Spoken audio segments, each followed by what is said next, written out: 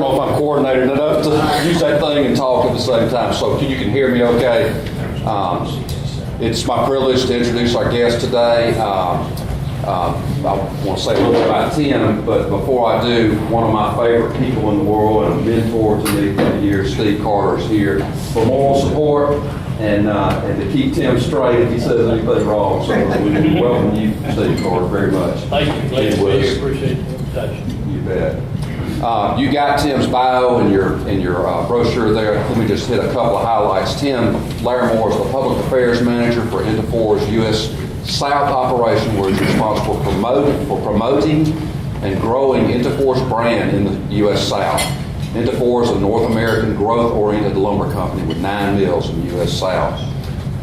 Tim has served his profession in many ways over his career since his graduation from the Warnell School of Forestry and Natural Resources at the University of Georgia in 1998, a good Georgia Bulldog.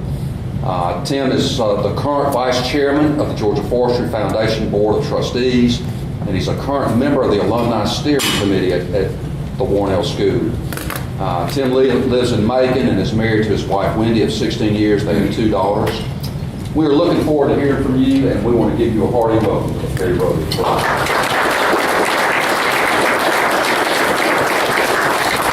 I need to hire George to go around with me and do the introduction for me. I did notice that your notes look a lot like my notes. When I write out notes, I write one, but this is the first thing I'm going to cover, this is the second thing I'm going to cover, fourth thing I'm going to third, fourth. So you number things like I do, so I appreciate that.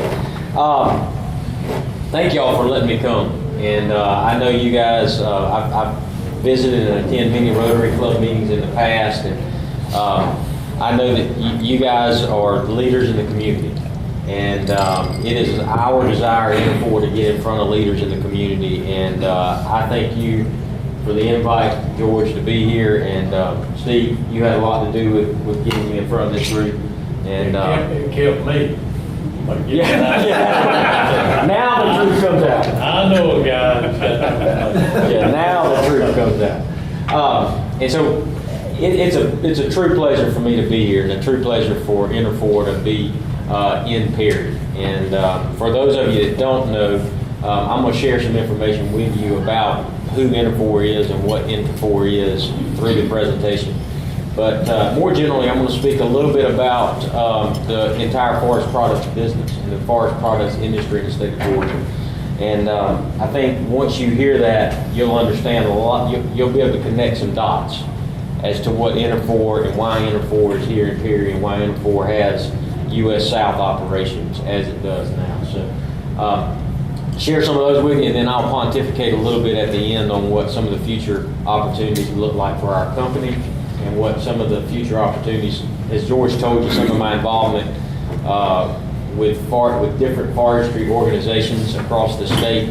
I'll share with you some of the ideas and some of the topics that I hear at some of those meetings. I'll wrap up there, and certainly be willing to take up any questions that y'all may have of me. So we'll get started. This is who we are at EnterFor, our core values. EnterFor started acquiring mills in the U.S. South in 2013, and we acquired 5 different companies, 9 different facilities in the U.S. South. We already had operations in the Pacific Northwest, and we had operations in Canada as well. It was real clear right after those initial purchases here in the U.S. South that there needed to be a focus on common goals, commonality. And so we undertook this exercise back in 2013 and 2014 and rolled out this core values statement and our principles and our vision and our mission. And now all of those companies have one central focus and one central mission, just like any other company. And that is what we're doing right now. 2016, we are focusing on aligning everybody that has come on board at EnterFor with the EnterFor way. So I won't spend a whole lot of time there with you on this slide, but just wanted to share that with you. As George told you, we are a North American growth-oriented lumber company. We have a British Columbia coast operation, a British Columbia interior operation, 5 mills north of the border. In the U.S. Northwest, we have 5 mills, and in the U.S. South, we have 9 mills.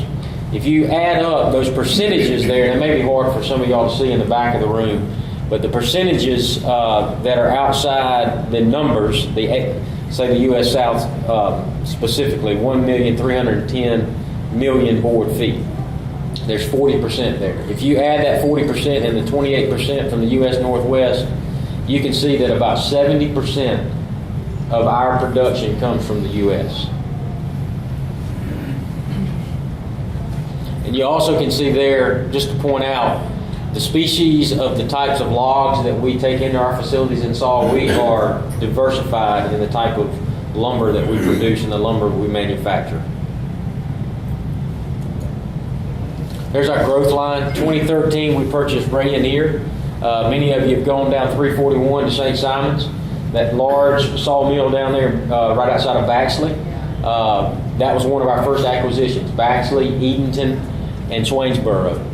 And a lot of people don't realize there's a sawmill in Edenton, Georgia, but there's a sawmill in Edenton, Georgia, and it's a mighty fine one in Edenton, Georgia. So we purchased that one, and then we purchased a family-owned mill in July of 2013, the Cadle facility out of Thomaston, Georgia. Then went to purchase Tolleson in 2014 here in Perry and Preston. And then we relocated our administrative office, our U.S. South Corporation corporate office into Peachtree City in 2014. And then March of 2015, we acquired 2 more mills, one in Georgetown, South Carolina. That was the first acquisition outside of Georgia that we made. And then we purchased one in Meldrum, which is a small bedroom community outside of Pooler, Georgia, for those of you that are familiar with Pooler, right around I-95 and I-16 split. And then we purchased, the last purchase acquisition we made was in 2015 in June, out in Monticello, Arkansas. And I dare to question many of you who don't know where Monticello is, because I didn't know until I looked at it on the map. It's a small little dot. It's a sawmill town. There's no question about it. It's a sawmill town. It's about an hour and a half south of Little Rock, the capital there. There's our footprint here in the U.S. South. It excludes Arkansas, not on this map, but you can see the locations there. Just note that. That's important. I'll come back to that in a few minutes. There's a strategy there. Why the U.S. South? Great hosting conditions, the infrastructure, the workforce, and a business-friendly environment. I told you we were a North American company, right? Our headquarters is in Vancouver. It is in Vancouver, Canada. Could have taken capital and invested it anywhere in the world. They invested $500 million of capital into those 9 facilities that we purchased here in the U.S. South. Could have taken that capital and invested it anywhere in the world to keep it to remain in sawmill business. Guess what? Look where they chose. They chose the U.S. South. They chose it because the infrastructure here. We have great roads. We have great government. We have a qualified and a capable workforce. We have a business-friendly climate and environment, just like we do here in Perry. The city of Perry and the government of Houston County supports us in a tremendous way. They always have supported that mill, and they continue to support it under EnterFor's ownership. I will point out, workforce is one of the greatest risks that we have identified that we have here in the U.S. South. No different than any other manufacturing industry across the U.S. South. But workforce, keeping it qualified, keeping a skilled. The sawmill today is not the sawmill of our grandfathers. There's highly mechanized equipment in there. There are computer programs that scan logs, optimize that log based on what the customer's telling us they need. And each log is scanned and optimized, and lumber is made according to what the output of the mill at that time is needed. So it's highly mechanized. We need skilled labor to make sure the mills are running. And workforce is a great risk for us. Keeping skilled, qualified people on the job is a big risk for us. One thing we've undertaken, and this is something I wanted to share with you guys since EnterFor's ownership, buying 5 different mills. You can imagine the pay periods, right? There's all sorts of scales of pay going across different ownerships. Some of these are family-owned mills, some are corporate. Rayonier was a corporate-owned facility, and Within the last 12 months, EnterFor has come in and looked at every position and equalized pay across all of our facilities for all of the different types of positions. And in a lot of our facilities, we've had employees that have had about a 30% pay increase over the last 12 months as a result of that evaluation that we took on upon ourselves. And there's still conversation around looking at the higher skilled positions now that are going on to attract better skilled people to come into our mills and to continue to hang on to the ones that we have.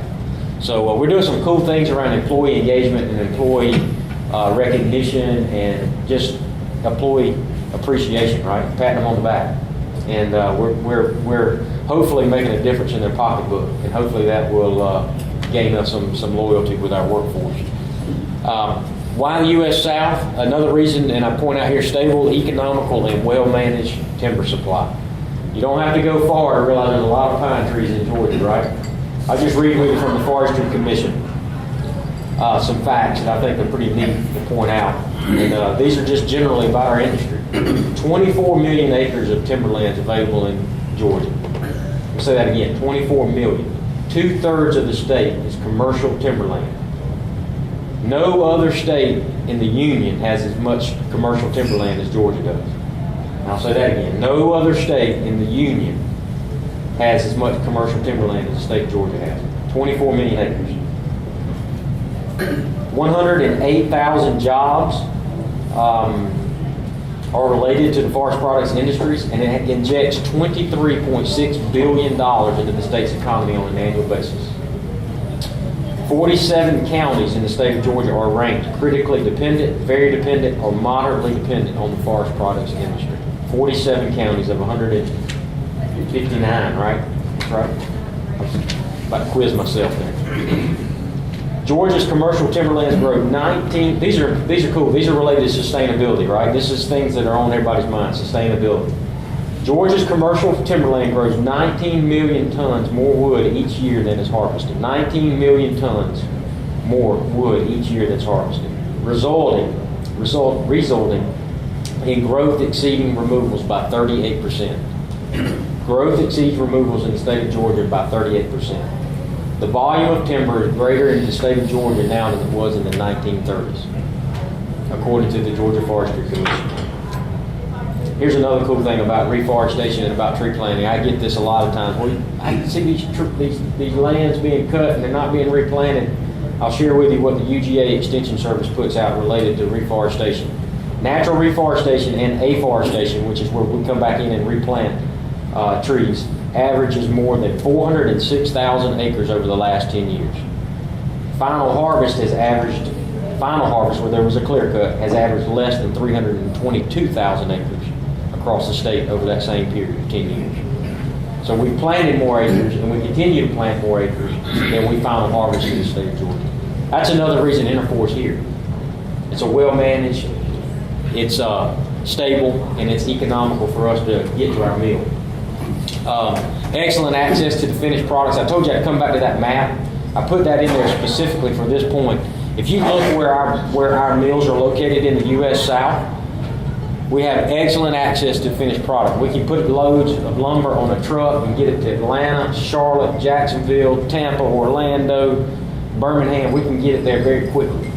And that's strategic on our part. You can put it on a rail and get it there a little faster, or you can stretch it out a little further north up into D.C., up into Virginia. So being in the U.S. South, not just the Northwest and not just Canada, is very strategic to us. We have a different type of species that we grow here, but it also gets us closer to the market. Diversification within our lumber strategy, that's just what I was explaining, the geography, the species, and products, markets, and customers. And then lastly, when you're investing $500 million, you're looking for an attractive return on your investment. And that's why we're here, because we think we can get an attractive return.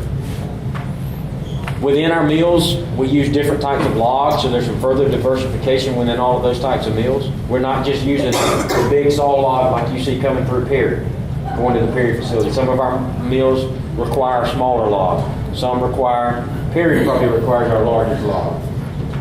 Preston, Thomaston, and Perry, they're our largest. You see their large saw timber out on the right-hand side there. We produce a varied product mix, which is great for us. Product diversification. Here's our current annual production capacity. This is where we're at as of today. You can see where Perry ranks in there. It's a little to the left of middle, 155 million board feet. Preston, for those of you that have maybe visited that's right outside of America. That was another Tolleson facility. It's at 205. That's one of the largest mills. It is the largest mill in Georgia. I was told that last week, actually. It's the largest pine sawmill in the state of Georgia. Largest and the highest hourly production. Very, very nice mill down there. We actually are investing about $15 million into that facility. We started June 7th to increase its capacity we're going to get it to about 220. And you see our plans for Perry as well. We think we can get a significant amount of additional production from our southern mills. What does that mean? We got to have more people. We got to treat those people right. We got to get them in the door. We got to keep them. Here's just our sales by state. I think this is kind of cool to show you where we send lumber to. The blue states, obviously, that's 93% of our sales. That's probably no secret. Again, that speaks to that advantage of having mills located here. I always get asked, how much do you export? We export about 5% of the lumber that we make out of the ports.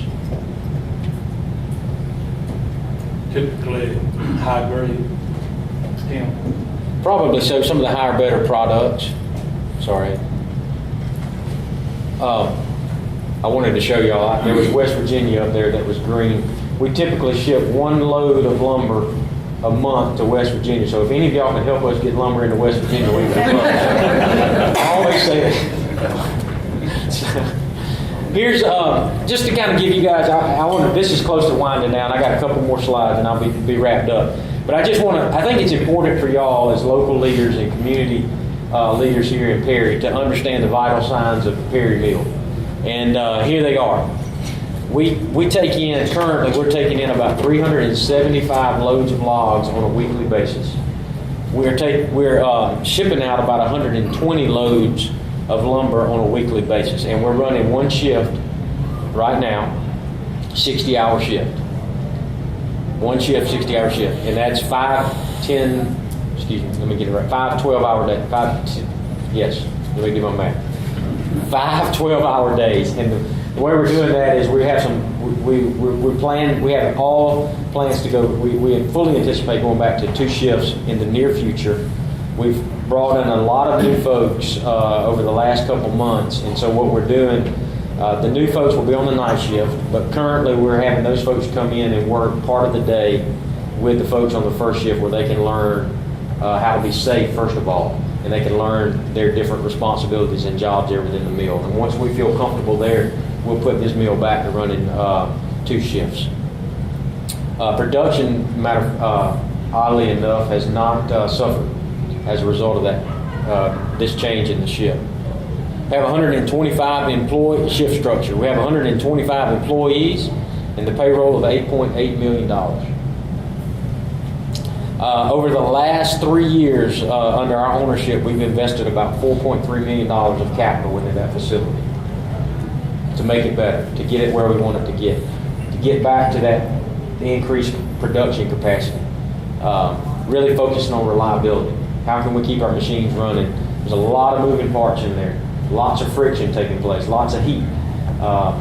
And we're just focusing on how we can keep those machines running to meet our production goals that we have for that facility.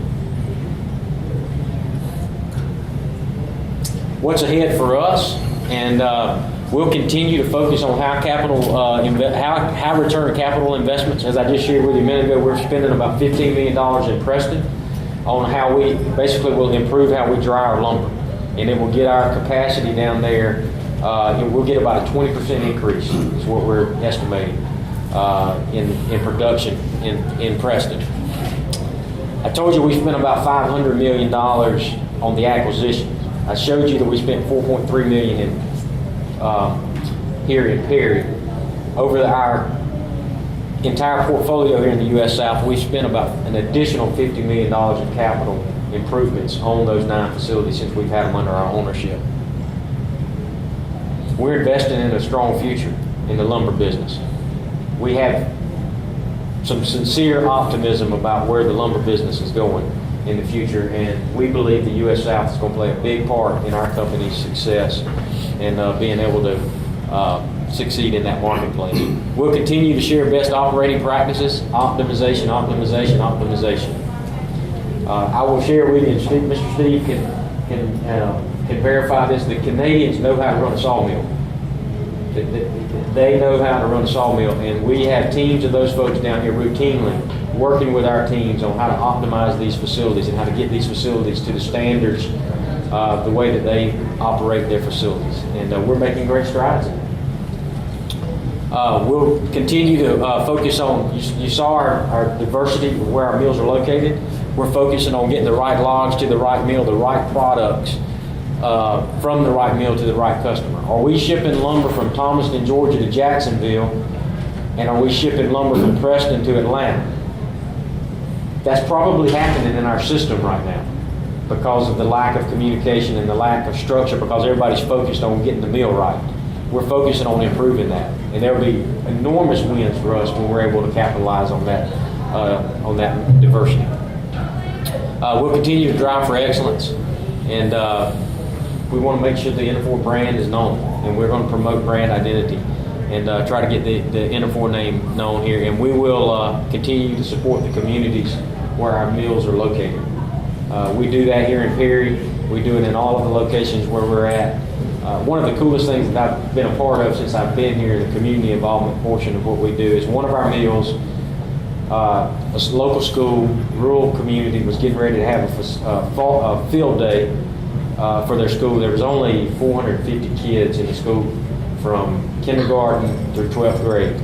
They were going to have a fall festival. It was going to cost, I think it was $5. They were going to charge every student $5 to come to that. And one of our employees caught wind of it, and we got to thinking about it. And for this community, that festival was that spring festival was going to be a big deal in that community. But what a hardship in that rural community for a family of 4 kids, 5 kids, 6 kids potentially, and that family to have to come to that spring. Some families wouldn't be able to do it, and we were able to support that spring event, that spring festival at that school, and let the kids come at no cost. And that, to me, that was that speaks back to those core values that EnterFor has that I showed you when I first started: honesty and integrity, commitment to the community. And when you get to do things like that as a corporate citizen, when you get to participate in events like that, it doesn't get any better than that. In my mind, it doesn't. So we're committed to the communities that we're located in.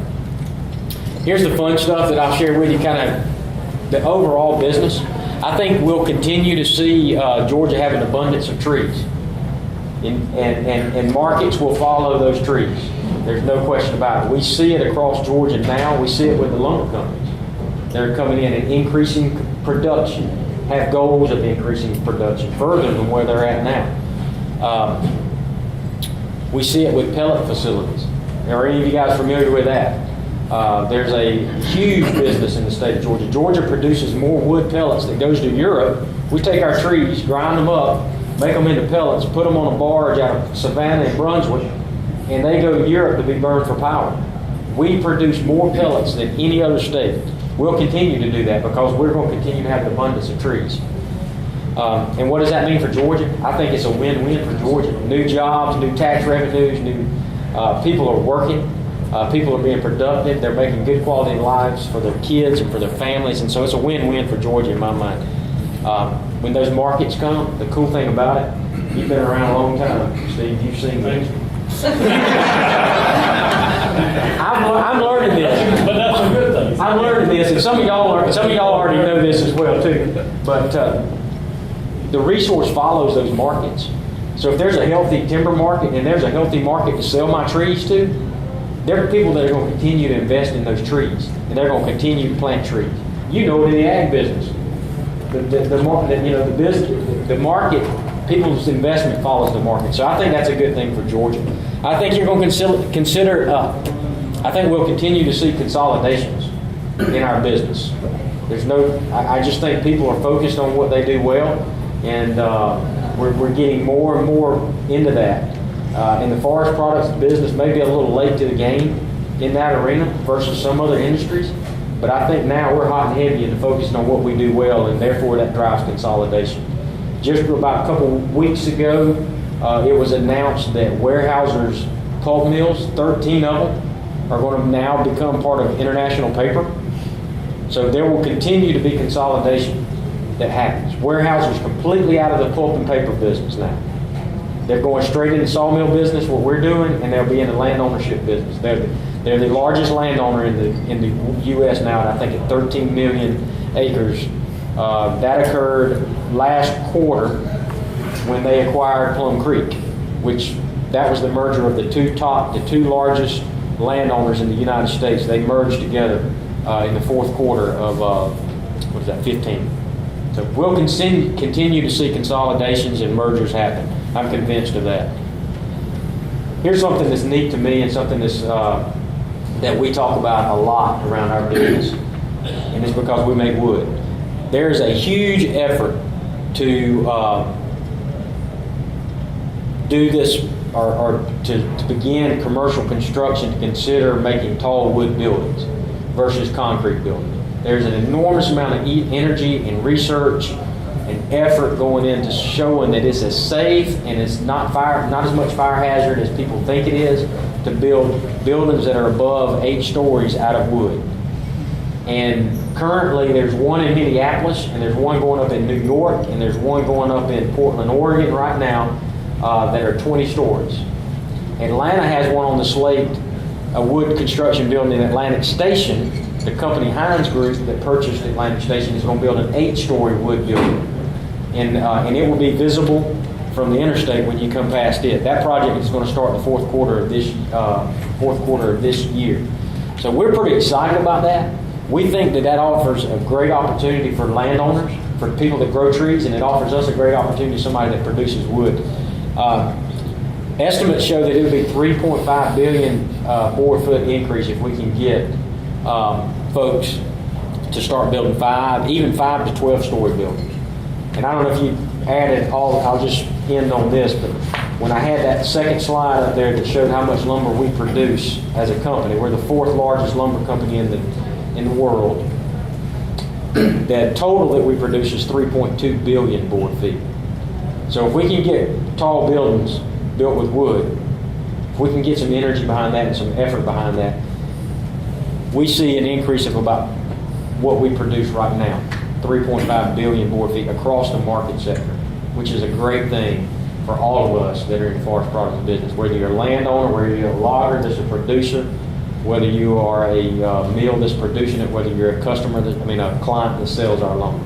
That's a good thing for everybody. So I'll end there. I think that as a young man that's in the forest products business, I think the opportunity for our business over the next 10 to 15 years is pretty positive. And I hear that more and more than I've ever heard over my short career. I know when I first came out of school, there was a lot of pessimism and a lot of naysayers about what our business was going to be like. But it's fun right now to be involved with a company that has excitement about where we're going.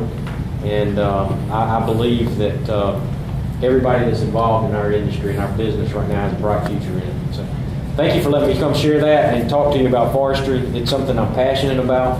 I love it, and it's one of the best businesses in our state. So. Got about 2 minutes. I'm good. For questions, if y'all have any questions for me. I don't have a question, but I would like, on behalf of the Chamber of Commerce, I hope that most of y'all saw the ads in the House and Home Journal for our parade and our fireworks. And EnterFor has been a great partner to the Chamber. Thank you very much for that, because that's not just a Chamber event, that is a community event. And we appreciate your partnership. Thank you.